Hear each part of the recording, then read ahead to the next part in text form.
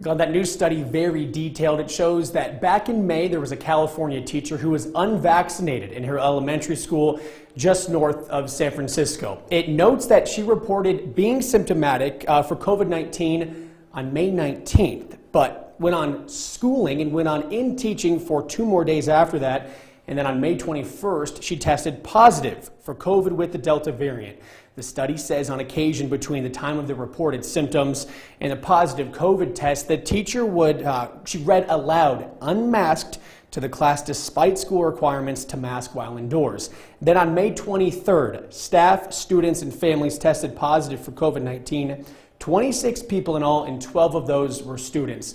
I wanted to go ahead and have people see what I'm talking about when I say how transmissible the Delta variant is. So the CDC study showed that the teacher was up here in the front of the classroom. She had a fairly large classroom. There were 5 seats in a row over here. And we also know every single one of those kids tested positive for COVID-19 in the front row. There was 5 more in the second row.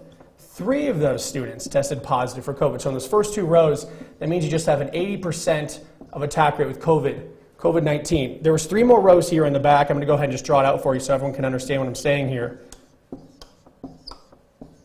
We know that 4 of these students were also infected with COVID-19. So add that 4 plus the 8, that's 12 out of 24 students. So half her classroom was infected with COVID-19 because this California teacher was unvaccinated in her classroom teaching without a mask on, and the school said she must wear a mask while indoors. We know this age group, the 12 and under age group, is not eligible yet for that vaccine. And then Dr. Hoffman with the Utah Department of Health says this is a scenario that could play out in Utah.